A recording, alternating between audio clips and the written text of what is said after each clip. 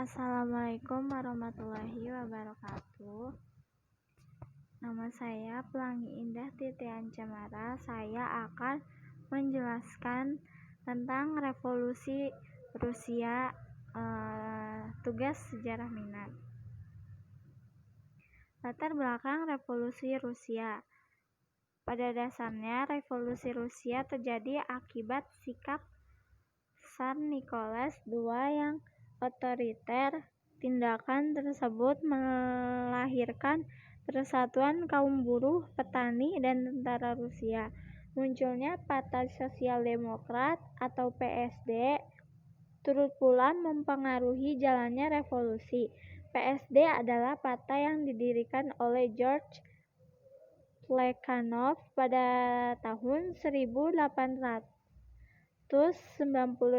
Namun pada 1903 PSD terbagi menjadi dua aliran, yaitu Menshevik atau Sosial Demokrat atau Sosialis yang dipimpin oleh George Plekhanov dan Alexander Kerensky, sedangkan Bolshevik atau Radikal Revolusioner atau Komunis dipimpin oleh Vladimir Ilyich Ulyanov atau Lenin, Leon Trotsky, dan Joseph Vissarionovich atau Stalin.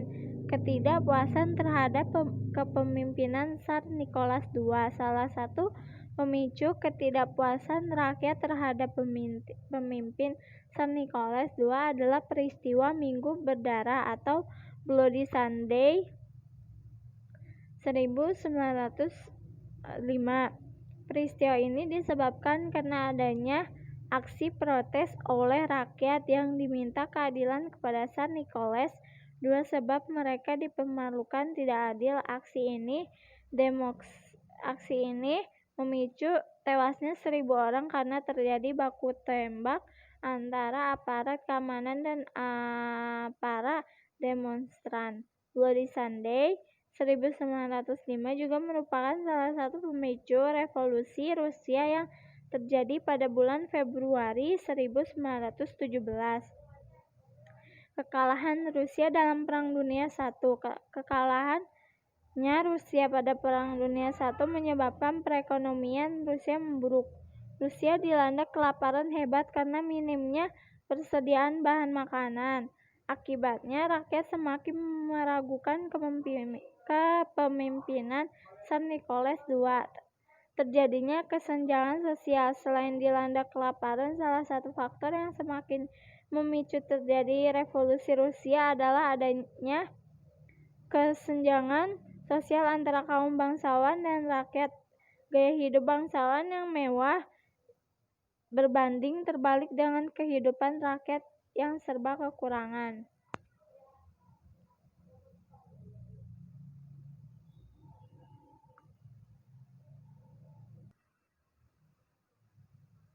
Proses revolusi Rusia.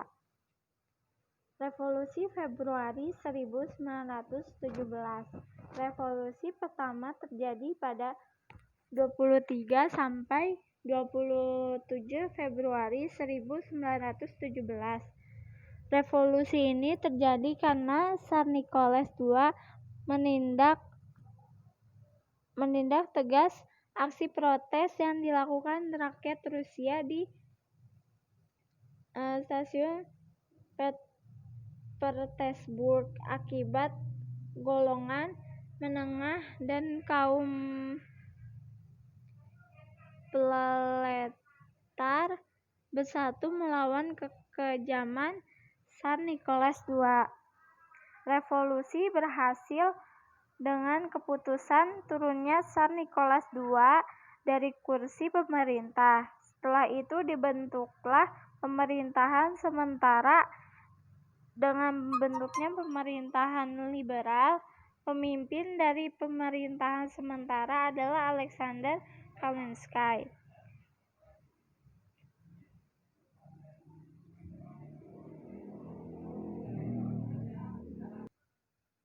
Pengaruh revolusi Rusia pada masa kini. Revolusi Rusia melahirkan paham komunis yang tersebar di beberapa negara seperti Cina dan Vietnam. Di Indonesia, paham komunis pernah masuk dengan berdirinya Partai Komunis.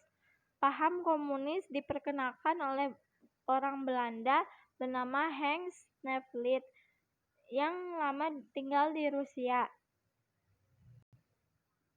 Pada tahun 1914, Hans Nevlid mendirikan Indische Sozialdemokratische Vereniging atau ISDV.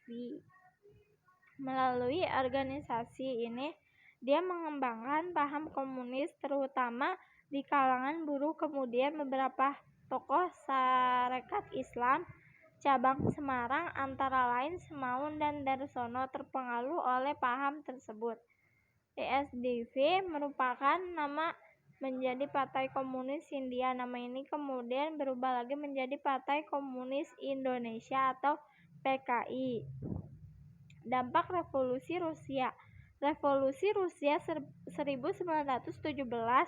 adalah sebuah gerakan politik di Rusia yang memuncak pada 1917 dengan penggulingan pemerintahan provinsi yang telah menggantikan sistem Tsar Rusia yang menunjuk ke pendirian Uni Soviet yang berakhir sampai keberuntungannya pada 1991. Revolusi Februari tahun 1917 di Rusia adalah tahap pertama Revolusi Rusia tahun 1917. Akibat dari revolusi ini adalah abdikasi Tsar Nicholas II, runtuhnya Kekaisaran Rusia, dan berakhirnya dinasti Romanov. Pemerintah profesional non-komunis di bawah Pangeran Georgi Lvov menggantikan Tsar Pangeran Lvov, lalu diteruskan oleh Alexander Kerensky. Setelah huru-hara saat hari Juli, pemerintahan profesional merupakan aliansi antara kaum liberal dan kaum sosialis yang ingin melaksanakan reformasi politik, membuat eksekutif yang dipilih secara demokratis, dan Dewan Konstituen. Kurang lebihnya mohon maaf, ini dari saya.